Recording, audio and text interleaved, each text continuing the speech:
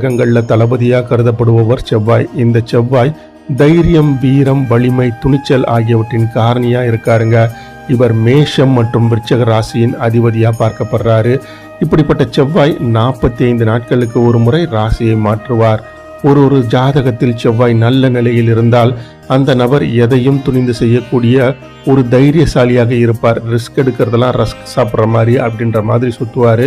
இதில் நல்ல வெற்றியும் காண்பார். இப்படிப்பட்ட செவ்வாய் தற்பொழுது தனது சொந்த ராசியான விருச்சிக ராசியில் பயணிச்சுட்டு வராரு. இதனால் பார்த்தீங்கன்னா ருச்ச ராஜயோகம் உருவாகி இருக்கு.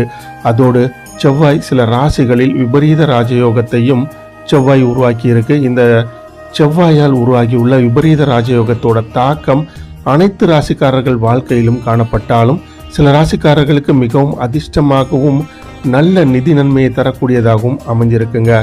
ஜோதிடத்தின்படி செவ்வாய் அக்டோபர் 27 விருச்சிக ராசிக்குள்ள நுழைஞ்சாரு.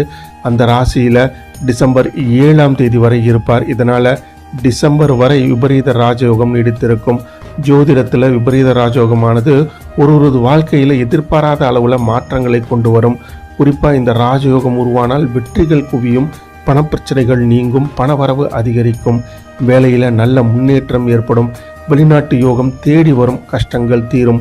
இப்பொழுது செவ்வாய் உருவாகியுள்ள இந்த விபரீத ராஜயோகத்தால் டிசம்பர் வரை அதிர்ஷ்டம் பெறும் ராசிக்காரர்கள் யார் யாருன்றதை இந்த காணொலியில் நம்ம தெளிவாக பார்ப்போம். முதலாவதாக பார்த்தீங்கன்னா மேஷ ராசிக்காரர்கள். மேஷ ராசியில் 8வது வீட்டில் செவ்வாய் சென்று விபரீத ராஜயோகத்தை உருவாக்கி இருக்காரு. இதனால் இந்த ராசிக்காரர்களுக்கு சொத்துக்கள் பெறுவதற்கான வாய்ப்புகள் இருக்குது. பரம்பரை சொத்துக்கள் தொடர்பான பிரச்சனைகள் தீரும். நீதிமன்றம் தொடர்பான விஷயங்களில் சாதகமான தீர்வுகள் வரும்.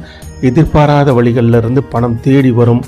சீக்கிரமாக பார்த்தீங்கன்னா இவர்களுக்கு நிறைய பணம் வந்துக்கிட்டே இருக்கும் அப்படின்னு சொல்லப்பட்டிருக்கு. அதே போல் தொழிலில் நல்ல முன்னேற்றம் ஏற்படும் மற்றும் வணிகத்தை உருவாக்கக்கூடிய வாய்ப்புகளும் இவர்களுக்கு கிடைக்கும் சொல்லப்பட்டிருக்குங்க.